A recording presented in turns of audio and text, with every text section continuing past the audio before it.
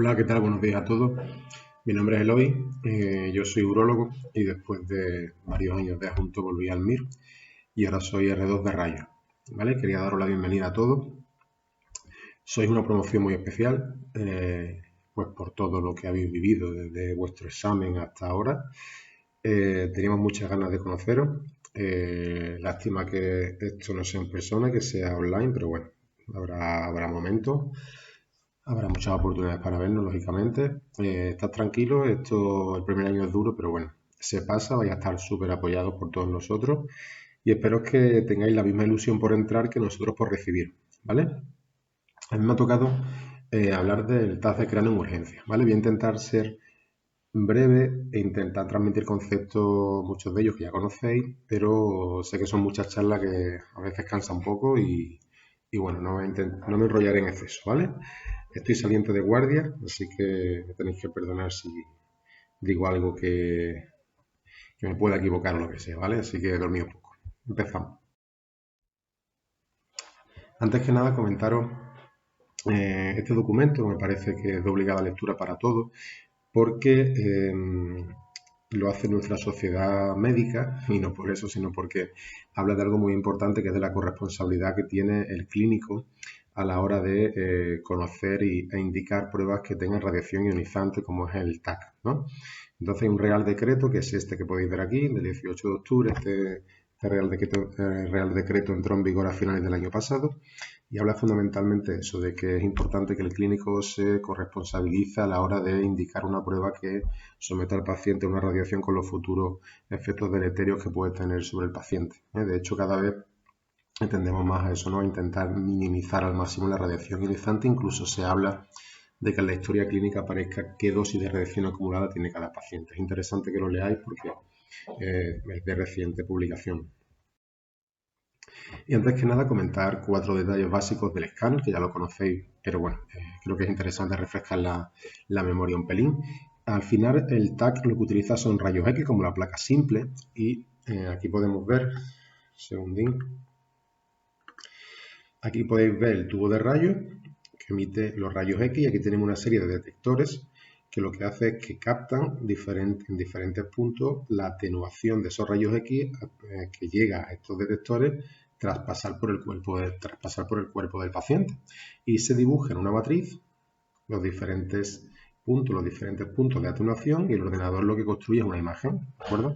Así que lo que vemos nosotros en la imagen es una imagen que ha formado un ordenador a través de los diferentes puntos de atenuación en esta matriz en función a cómo atraviesa esos rayos X el cuerpo del paciente las diferentes estructuras, ¿vale? Vale. Nosotros vemos una escala de grises en el escáner. ¿Cuánta escala de grises? Pues de -1000 a +1000. Ya lo conocéis, estando en cero el agua, ¿vale? Los radiólogos utilizamos ventanas, ya lo veréis cuando vengáis a rotar a rayos. Utilizamos ventanas, ¿por qué? Porque decimos, bueno, vamos a utilizar ventanas de hueso, ventanas de parénquima, ventanas de partes blandas, para intentar seleccionar una gama de grises donde sentirnos más cómodos y tener más definición de imagen, ¿vale? Y luego utilizamos una serie de siglas que podéis ver aquí, MPR, MIP, MINIP, VR, que significan, algunas de ellas creo que son importantes que sepáis. Por ejemplo, MPR significa el TAC te da imágenes seccionales en axial. Axial es transversal, como si cortamos un chorizo en rodajas, ¿no? Nosotros nos interesa a veces ver imágenes como esta en sagital o imágenes como esta en coronal. Así que nosotros a través de MPR podemos cambiar de plano, que llamamos, ¿vale? Luego tenemos el MIP. ¿El MIP qué hace el MIP? Pues bueno, selecciona lo blanco, por decirlo de manera básica. ¿Para qué es útil esto? Pues por ejemplo para este estudio que tenemos aquí de tronco supraórtico y de ACTC en un paciente que viene por un ACV. El MINIP, pues justo lo contrario, seleccionamos la gama de negros para ver, por ejemplo, vía aérea, si hay una obstrucción de la vía aérea superior. Y el VR son imágenes en 3D. Es decir, nosotros utilizamos una serie de herramientas informáticas para jugar con nuestra imagen para que podamos tener mejor definición y podamos tener un diagnóstico más fino, ¿vale? Así que en resumen esto, el TAC son rayos X en una escala de grises de -1000 a +1000.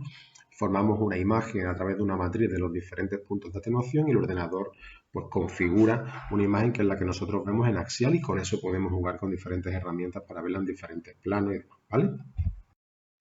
¿Qué vamos a tratar? Pues las ventajas e inconvenientes del escáner, las indicaciones fundamentales, que nos centraremos en traumatismo, cefalea y los cuadros vasculares cerebrales, y al final una conclusión muy rapidita, ¿vale? Esto ya lo conocéis, las ventajas que tiene el TAC, pues evidentemente es muy rápido.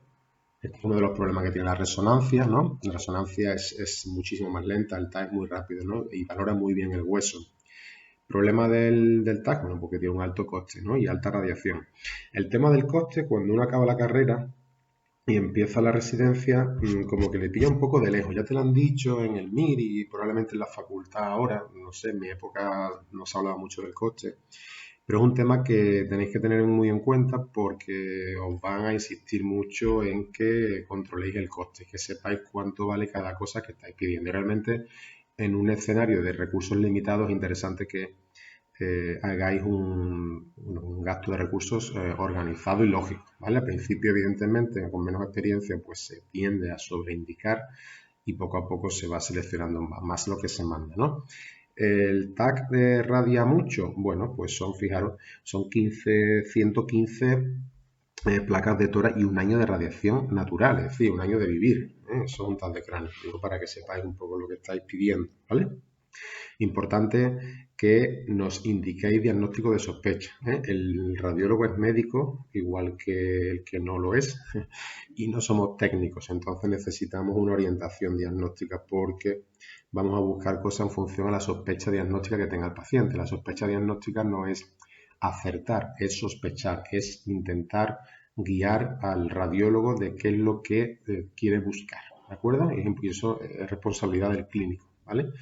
Estamos abiertos a hablar telefónicamente, que vengáis allí sin ningún tipo de problema, ¿vale? Esta pregunta a nadie le va a sonar, pero bueno, yo quería ponerla. Es un chico de 15 años sin antecedentes de interés que presenta una tumoración ósea malar izquierda deformante con afectación orbitaria y que tiene años de evolución. ¿Cuál es el diagnóstico más probable? Bueno, cuando uno lee esta pregunta en el MIR entiendo que se pone un tanto tenso porque lo que tenemos en la cabeza es intentar sacar las cosas por el texto y luego mirar la imagen de apoyo y aquí por el texto regular. Pero bueno, sí nos valen los 15 años y los años de evolución, ¿no? Entonces, con 15 años y años de evolución, aunque no tenemos certidumbre, pero no suena bien metástasis, ¿no? Ni por edad ni por cronología, con lo cual no lo tenemos muy claro, pero la metástasis no nos suena muy bien. Luego, el hiperparatiroidismo, si recordáis la acción de la PTH, que la sabéis mejor que yo, la PTH eleva la calcemia y, entre otros lugares, saca calcio del hueso, con lo cual un hueso con un hiperpara debería estar apolillado o un tanto agujereado, ¿no? Por decirlo de alguna manera, cosa que aquí no veo. Aquí no sé bien lo que veo, pero parece una zona de un callo o de una cicatriz o de una fibrosis, ¿no? Eso parece, ¿no? Parece algo que ha crecido aquí y sustituye al hueso. Entonces me quedaría el granuloma eosinófilo y la displasia fibrosis. Realmente ya teniendo un 50%, pues estupendo, pero si aplicamos la lógica sin saber nada de esto, pues si yo hablo o leo, perdón, años y luego leo aquí fibrosis, años, pues me casa que una cicatriz, fibra, crónico, pues podría ser. Como no lo sé, si este me suena mal, lo pongo. En este caso acierto la pregunta.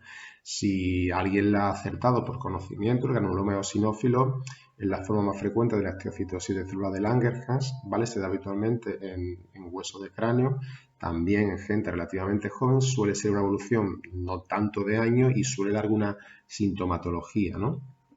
Por eso no casa mucho con este cuadro clínico, ¿no? Aún así es una pregunta difícil y compleja, pero que solo por 15 años crónico y demás, con lógica, lo que pasa es que es difícil estar tranquilo ese día y aplicar mucho la lógica, intenta sacarlo por teoría, pero bueno, el resumen ya sabéis que era la displasia fibrosa. Aquí pongo imágenes del granuloma eosinófilo, ¿vale? Y del hiperparatiroidismo. Indicaciones del TAC, pues eso, traumatismo craneoencefálico, ACV y cefalea. Fundamentalmente por eso. Luego también coma, crisis convulsiva, meningitis, que diremos algo muy breve, ¿vale? La petición, insisto en eso, ¿vale? La petición, paciente con cefalea que no responde a tratamiento de no sé cuántas dosis de tratamiento o escala de tratamiento y que sospecho tal. Y hay que intentar orientar al radiólogo. ¿Cuándo se pide un TAC de cráneo sí o sí? Pues cuando tiene una escala de Glasgow grave o moderada, ¿vale? Si la escala es leve, hay una serie de condicionantes para pedir el TAC de cráneo. Estos protocolos están en urgencias, pero bueno, si no los tenéis, de todas maneras, esta diapositiva yo os la voy a pasar, evidentemente. No tenéis que copiar nada ni coger ningún tipo de apunte, ¿vale? Y dividimos las lesiones entre extraaxiales e intraaxiales. Puede que haya alguien que no sepa lo que es intra y extraaxial. Posible, no pasa nada. A veces estudiamos cosas de memoria o lo catalogamos como intra o extra, pero alguien ha dicho, bueno, ¿intra o extra de qué? ¿Dónde? Bueno, básicamente intraaxial es dentro de parénquima y extraaxial fuera de parénquima. Así de simple, ¿vale? ¿Dónde se dan los traumatismos craneoencefálicos? Mucho más en bóveda que en el suelo, ¿no? O en la base del cráneo, lógicamente, están mucho más expuestos. Y dentro del cráneo es interesante conocer que tenemos tabiques como de pladur, ¿vale? Que lo forma la dura madre. Hay un tabique que separa los dos hemisferios y hay otro tabique que separa la parte supratentorial, que es esta, la parte infratentorial, que es esta, donde está el cerebelo y tronco, y el supratentorial, ¿vale? El supratentorial lo forma lo que está encima de ¿qué? Pues del tentorio, ¿vale? Del tentorio que forma este suelo, también la dura madre, ¿vale? Es importante que sepáis estos tabiques que están dentro del cerebro porque continuamente utilizamos este tipo de terminología en los informes, ¿vale? Y es importante que conozcáis las capas desde la piel a la pía madre. Lo sabéis del MIR, pero bueno, no está de más recordarlo rápidamente, ¿vale? Tenemos la piel, luego tenemos la aponeurosis epicraneal o galea, ¿vale? Luego tenemos el periósteo, el hueso y las meninges, dura, aracnoides y pía madre, ¿vale? Y las colecciones de sangre que existen, es interesante que sepáis dónde están y por el nombre se intuye o se sabe, pero bueno, lo repasamos rápidamente. El caput está en tejido celular subcutáneo, esto es muy espectacular, nace el niño con la cabeza muy deformada, pero como puedes meter el dedo y lo hundes, habitualmente te quedas tranquilo. Esto había un diagnóstico diferencial bueno en todas las academias con respecto al caput y el cefalohematoma. Entonces es el caput. El hematoma subgaleal, pues subgaleal debajo de la galea, ¿vale? Debajo de la aponeurosis epicraneal. El cefalohematoma está debajo de la aponeurosis epi y de el periósteo, ¿de acuerdo? Y por encima del hueso. El cefalohematoma es el chichón duro después de un golpe importante que te das, ¿no? Es un chichón que ya no puedes hundir como en el caput, eso está muy duro.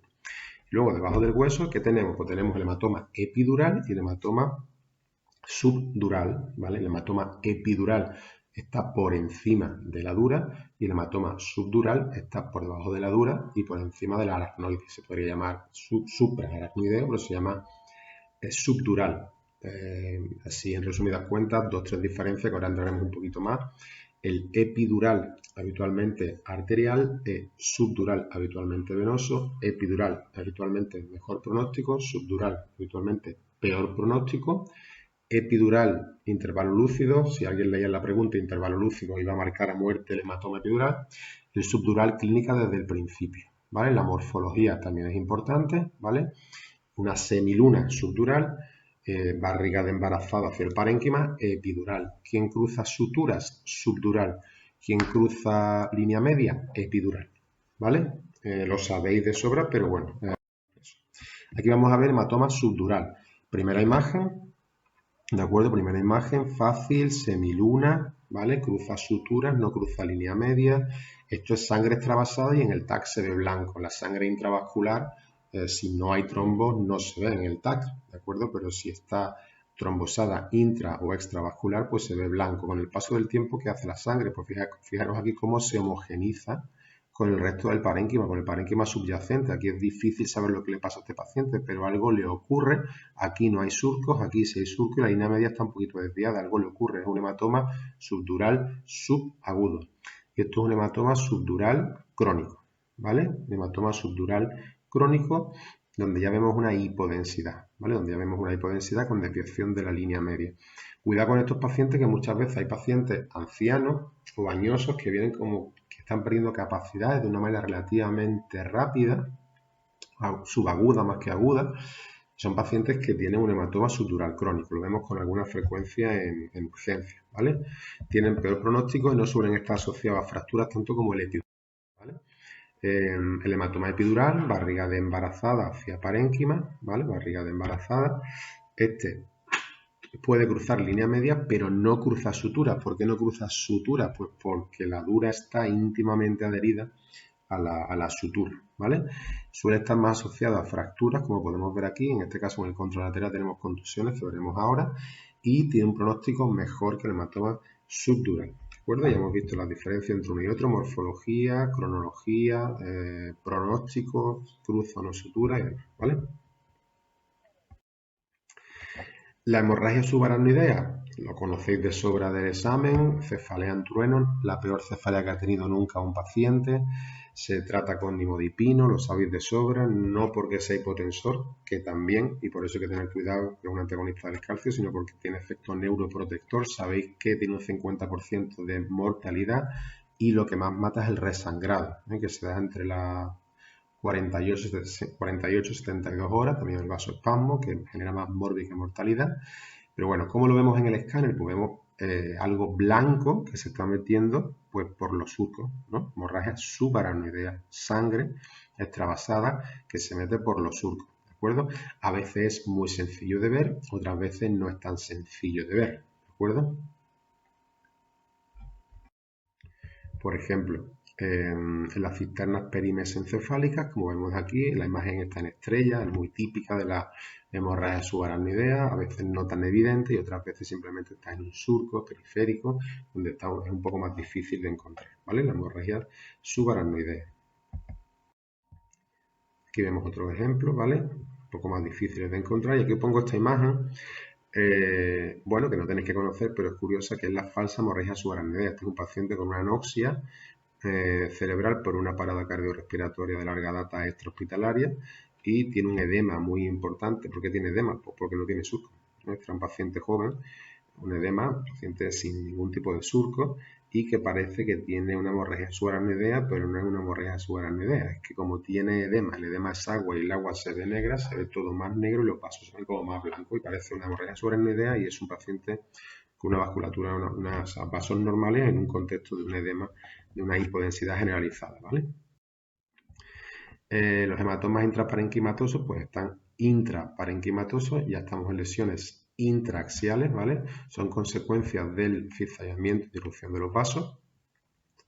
Y bueno, son lesiones que se ven dentro del parénquima que pueden tener apertura ventrículo, como podemos ver aquí, laterales, tercero, cuarto ventrículo, provocan herniaciones sulfacinas, juncales, transtentoriales y son graves en función a la extensión y a la desviación de la línea media por las herniaciones, ¿vale? ¿Qué hematomas suelen operarse? Suelen operarse los hematomas lobares, periféricos y en gente joven. Los hematomas profundos y en pacientes ancianos habitualmente no se operan. ¿Vale? Este, por ejemplo, fue de un chico joven con una desviación importante de la línea media, un hematoma lobar, occipital derecho. Bueno, este paciente fue a quirófano. Esta es otra pregunta. Hombre de 55 años acude a urgencia por presentar hace 45 minutos de forma brusca una hemiparesia izquierda. Se solicita un TAC de cráneo en la que se ve esta imagen. ¿Cuál de las siguientes considera el diagnóstico más correcto? ¿No? Vale, el diagnóstico más correcto. Vale, pues vamos a ver. Imaginaros que aquí hay sangre, ahí está claro, ¿no? Parece que hay blanco, sangre extravasada coagulada que se ve blanca. Pero fijaros, puede que no se esté un poco obtuso en la pregunta, pero aquí me pone ictus isquémico y luego me pone hemorragia. No casa, es decir, la 2 y la 4 son absolutamente antagónicas, ¿no? Y luego pone el paciente presenta un acceso cerebral posiblemente secundario a toxoplasma. Una clínica tan aguda sin compromiso del sistema inmune pues, tampoco parece mucho. Angiopatía congófila, 55 años, no me suena. Ictus isquémico en el territorio profundo de la arteria cerebral media derecha. Hombre, puede que tenga dudas, pero lo que no tengo duda es que esto no es derecho, ¿no? Esto es izquierdo. Eso parece una tontería, pero no lo es. A veces liamos el riñón izquierdo y el derecho. La cabeza del paciente está lejos de ti, los pies cerca de ti. Entonces, esto es derecho y esto es izquierdo, con lo cual esto no es. No me habla de inmunosupresión, tiene 55 años, pues por descarte la 1, ¿no? Parte, bueno, en la profundidad del cerebro por la lipohialinosis, que es la pequeña teromatosis de las ramas perforantes de la cerebral media, se produce tanto infartos lacunares, que comentaré ahora, como este tipo de sangrado profundo, ¿vale? Que es el tipo de sangrado donde no se produce una actitud quirúrgica, no desplaza líneas medias, está profundo. Esto en principio, la cosa más probable es hipertensión arterial y no se hace actitud quirúrgica con este tipo de pacientes, ¿vale? En relación con el tratamiento que le parece más apropiado, pues cirugía de la evacuación no, tratamiento fibrinolítico, básico, no, lógicamente no, anticoagulación no, control de la tensión arterial, de la evolución de la fiebre, parece coherente y el resto son falsos, ¿no? Contusiones cerebrales, pues son pequeños focos hemorrágicos alrededor del hueso por el impacto del cerebro, aceleración, desaceleración contra el hueso, ¿vale? La lesión axonal difusa la habéis estudiado mucho en el MIR, son disrupción axonal, pequeños sangrados en la sustancia blanca, habitualmente se da mucho en el cuerpo calloso, y son pacientes que clínicamente pues, no despiertan, no acaban de despertar, no acaban de recuperar y tienen una lesión axonal difusa con un pronóstico malo. Tomografía computerizada cerebral realizada con carácter de urgencia ante traumatismo craneoencefálico. ¿Cuál es su diagnóstico? Esta lesión que es intra o extraaxial. Las lesiones extraaxiales, hemos dicho, hematoma epi, sub y subaracnoidea. Son lesiones extraaxiales. ¿Qué pensáis? Subaracnoidea no parece, ¿no? No hay en los surcos, no se ve sangre extravasada. Hemorragia intraventricular, no. Aquí lo que hay es el presocorrido calcificado, pero los ventrículos están negros, agua. No hay, bueno, líquido cefalorraquídeo. No hay sangre, ¿no? Entonces, epi o subdural. ¿Qué forma tiene? ¿Semiluna o barriga? Semiluna, ¿no? Se mete en la hoz, no cruza línea media, sí cruza suturas, no línea media, forma de semiluna, subdural agudo.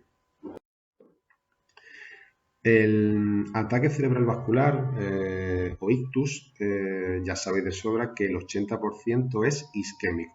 Y es un tema que quiero comentar rápidamente, que es que sabéis que en los vasos intracraneales, la cerebral media, la arteria cerebral intracraneal, esa arteria encefálica por autonomasia, cuando hay trombos, esos trombos no están formados por una placa inestable en el seno de la cerebral media, como ocurre, por ejemplo, en una coronaria o en una carótida. Habitualmente los trombos que van a cerebral media son trombos que vienen de otro lugar, habitualmente de corazón o de carótida, de placas inestables, ¿no? En carótida. Entonces, la mayoría, con muchos de los ictus, son isquémicos de trombos que viajan por carótida y se impactan habitualmente en la cerebral media, ¿vale? Es importante eso. El concepto de ateromatosis es poco frecuente en arterias cerebrales medias, cerebrales anteriores o posteriores, mucho más frecuente en arterias extracraneales, ¿vale?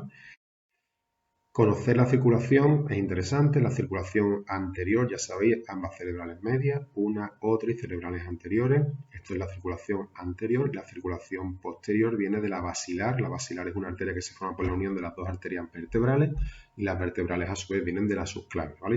Si recordáis anatómicamente esta historia vascular.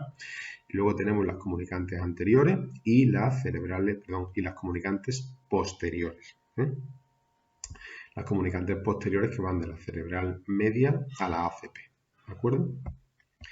Quería poneros aquí este Doppler de carótida para recordar que la neurona es una célula tremendamente exigente en cuanto a sus demandas de oxígeno y necesita aporte en diástoles. Por eso la arteria carótida interna tiene esta morfología diastólica. Fijaros en la morfología diastólica de la carótida externa, ¿eh?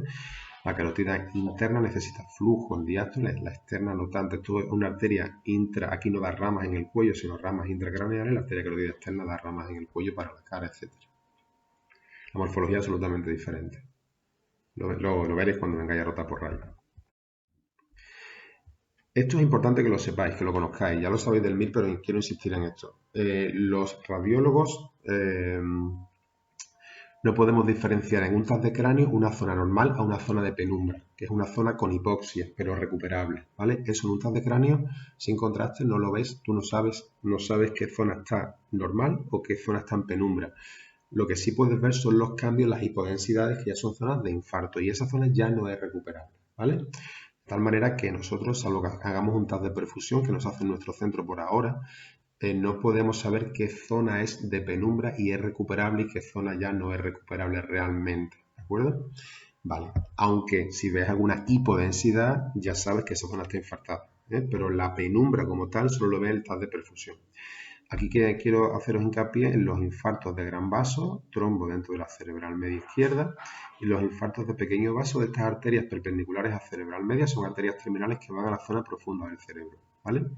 El concepto de ateromatosis hemos dicho que están en arterias extracraneales, no hay una ateromatosis como tal descrita en cerebrales medias y anteriores o posteriores que provoquen placas inestables y trombos en ese lugar que provoca un cuadro isquémico, sino que son trombos que viajan de otro lugar, y la hipolipohialinosis es una variante de la ateromatosis que se da en este tipo de arterias muy pequeñitas, perforantes, que favorecen tanto el sangrado como la isquemia. Por eso esto es la lipohialinosis es la base etiopatogénica tanto de sangrados profundos, ¿vale? Como de infartos lacunares, ¿vale? Promueven tanto el sangrado como la isquemia. Importante que sepáis que un infarto lacunar de 1 centímetro puede dar la misma sintomatología o parecida que un enorme infarto de cerebral media, porque coincide justo en el lugar donde se cruzan todas las fibras del homúnculo, ¿vale? Entonces, ¿qué es lo que no va a dar nunca un infarto lacunar? Podemos tener una sintomatología del miembro superior e inferior similar, aunque realmente es más congruente la del miembro inferior en los infartos lacunares que cuando es un gran infarto cortical, que habitualmente respeta un poco más la pierna.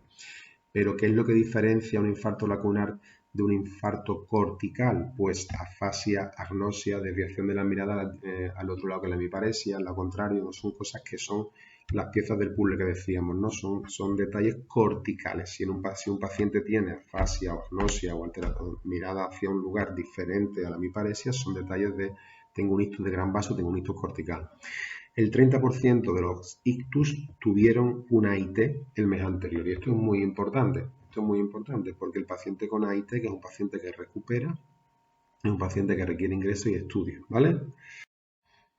¿Qué es la escala de Aspect? Pues es una escala donde nosotros valoramos las hipodensidades que vemos en el TAC sin contraste una vez que hacemos el estudio en un paciente con un ictus agudo, ¿vale? Nosotros cuando llega un paciente que nos dice que tiene una focalidad neurológica aguda sugerente de un cuadro vascular isquémico o hemorrágico, porque clínicamente ni el mejor de los neurólogos puede confirmar que se trata de un cuadro isquémico hemorrágico, no es posible, hay sospecha de que pueda ser uno u otro, pero no podemos saberlo 100% sin la imagen, ¿no? Bueno, pues hacemos la escala de Aspect, si hay un sangrado, pues es un sangrado intra o extraaxial, y si no vemos ningún sangrado, que valoramos la hipodensidad en los territorios del cerebral medio. De tal manera que un Aspect de 10 es un paciente donde no hay hipodensidades, no hay ninguna zona que se esté edematizando.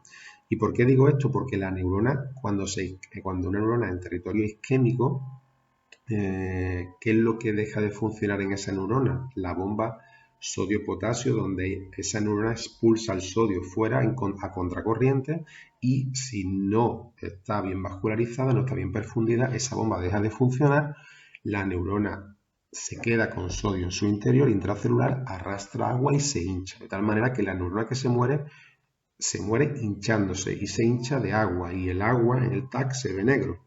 Por eso las zonas hipoperfundidas, las zonas isquémicas, se empiezan a ver cada vez más oscuras, y cuando pasan días o semanas acaban viéndose al final negras, ¿no? Entonces, si nosotros vemos alguna hipodensidad en 2 cortes consecutivos en un determinado territorio, vamos quitando puntos, ¿vale? Un Aspect de 10 no vemos ninguna hipodensidad, decimos que en principio no hay ninguna lesión evidenciable. Un Aspect de 3 o de 4 vemos una enorme hipodensidad en diferentes territorios, ¿vale? Evidentemente tiene implicación pronóstica, las escalas tienen valor si tienen implicación pronóstica o en el tratamiento, esta la tiene.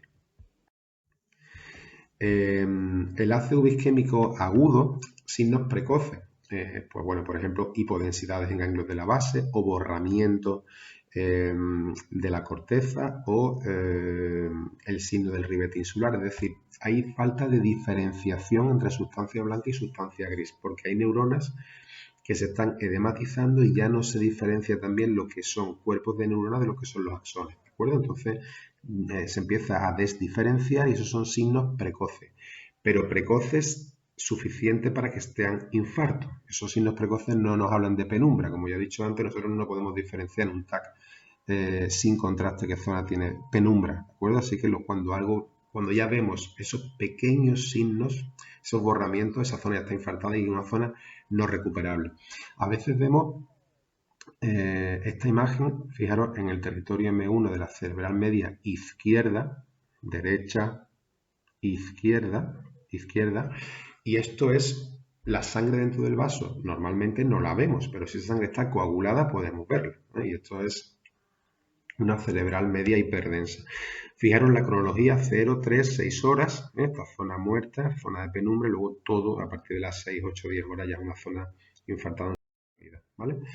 Ictus de gran vaso, cerebral media derecha, cerebral media izquierda, ¿vale? Stop completo de cerebral media derecha y de cerebral media izquierda. Ictus de gran vaso. Este tipo de ictus de gran vaso se benefician tanto de RTPA, fibrinolisis, que se puede hacer incluso, las últimas guías lo recomiendan, en la guía americana, en la camilla. Fijaros que incluso en un TAC sin contraste se podría poner RTPA en la camilla.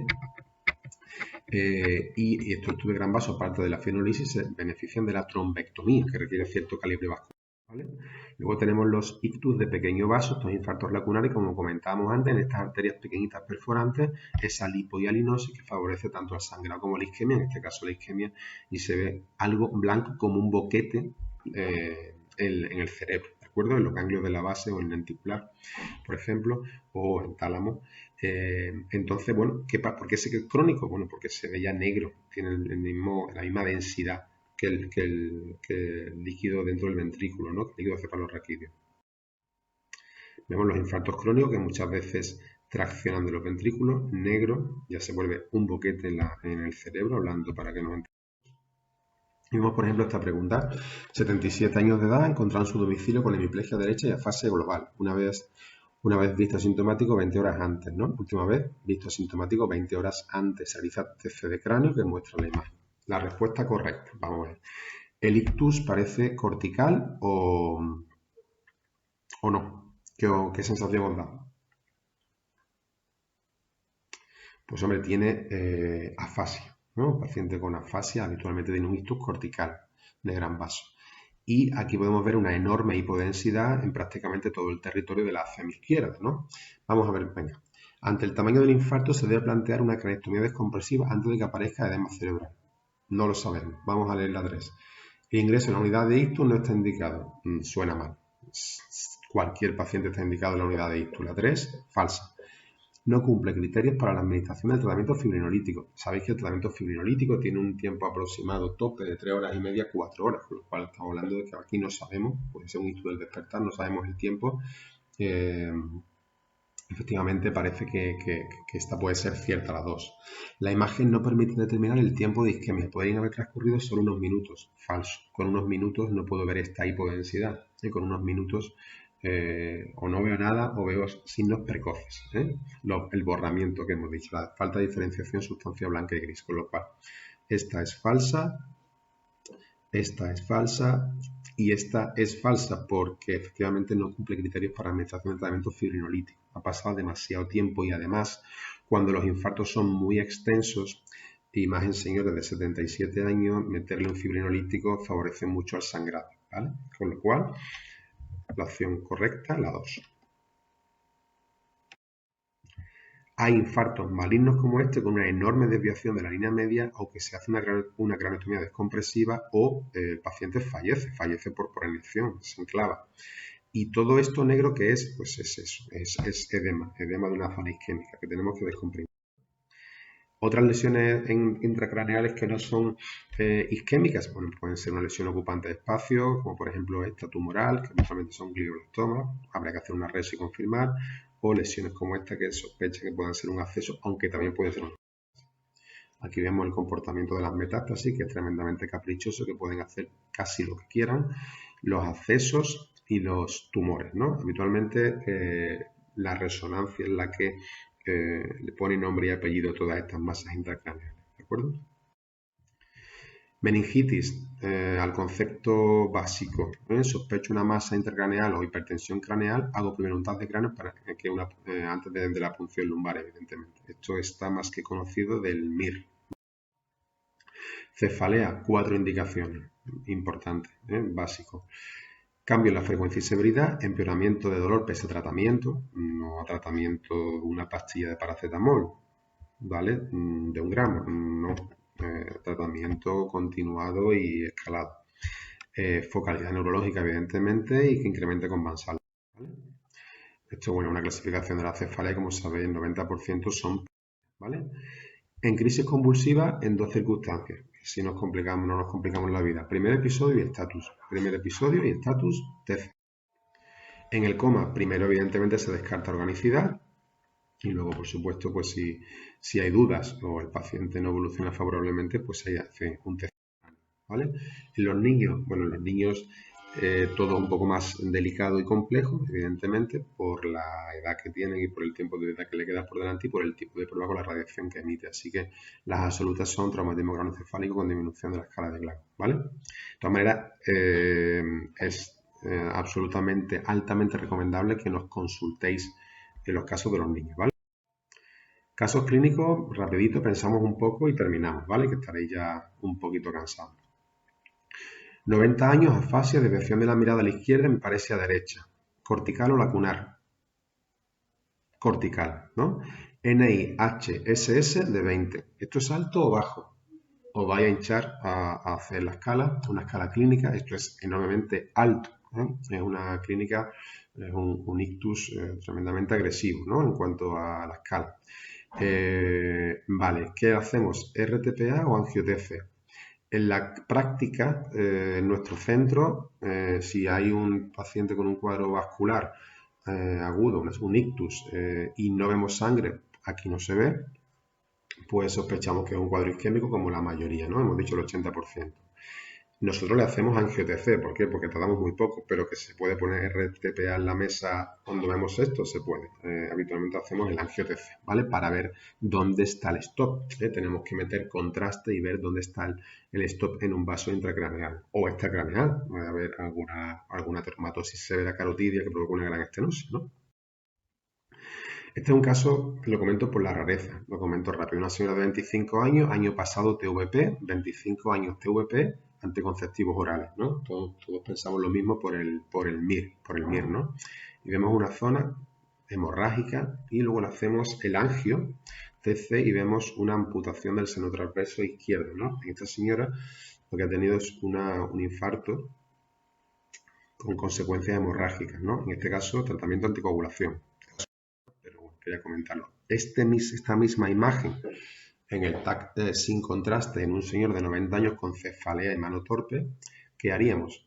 Bueno, cefalea y mano torpe, 90 años, tenemos sangre, habitualmente cuando tenemos sangre intracraneal no solemos hacer los troncos supraórticos, no solemos hacer angio-TC, ¿de acuerdo? A veces se hacen en hemorragia subaracnoidea para buscar aneurismas, los neurocirujanos lo piden con alguna frecuencia y en algunos otros centros también se hacen con sangrado intraparenquimatoso, habitualmente nosotros no lo hacemos, ¿vale?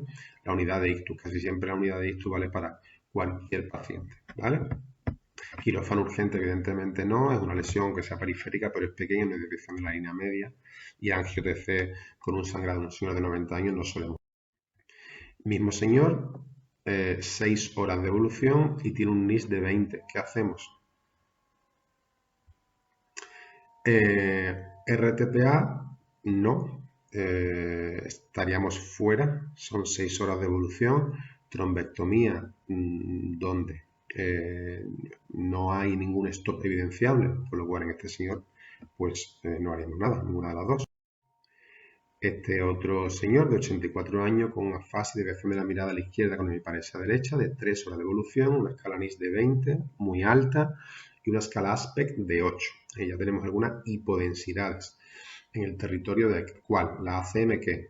Izquierda, ¿no? Territorio M1 de la ACM izquierda. ¿Qué le hacemos a este señor? RTPA, ¿estamos en rango de tiempo? Sí. Trombectomía podríamos hacer, gran vaso, sí. Así que en este caso se harían las dos. Este otro señor mismo angio y tenemos un TAC basal como este, que haríamos NIS de 20, pero en este caso el aspect es 3. El aspect, a menor aspect, peor pronóstico, más hipodensidad, más borramiento. ¿Qué haremos con este señor? Bueno, pues hemos llegado tarde con este señor. Es una zona de infarto. Esta zona está muerta, con lo cual aquí poco podemos hacer. Este señor no es recuperable. Si metemos RTPA a un señor con un infarto tan extenso de la izquierda, podemos incrementar mucho el riesgo de sangrado y la trombectomía tiene poco sentido. Lo vamos a recuperar en una zona ya muerta. ¿Vale? Ninguna. Y con este señor, con un NIS de 0, un señor que ha recuperado totalmente. En la práctica, los vasculares, ninguna. Es una IT. Conclusiones del CC. Aporta información diagnóstica. Por favor, ajustarse a las indicaciones. Si hay dudas, venid por rayo y lo hablamos. Mucho mejor eso que pedir un TC sin realmente saber lo que es e intentar clínicamente contar una película para que el radiólogo a ver si entra y cuela y lo hacemos, ¿vale? Mucho más sano ir a hablar con el radiólogo. Y por supuesto, uso racional de recursos. La racionalidad en el uso de recursos se va adquiriendo conforme uno va teniendo experiencia. Al principio, el miedo es más grande que la racionalidad, ¿vale? Entonces, cualquier cosa que necesitéis, estamos disponibles, ¿vale? Tranquilidad en las primeras guardias, pasan, no pasa nada, preguntadlo todo, no tengáis ningún tipo de duda. En mi caso, cualquier cosa de rayo que yo os pueda ayudar, soy R2, tampoco me agobié mucho con preguntas, pero bueno, disponible soy a tope. Ya Mario me conoce un pelín. Y por supuesto de urología, lo que queráis, ahí manga ancha, ¿vale? Mucho ánimo a todos y nos veremos pronto. Un abrazo.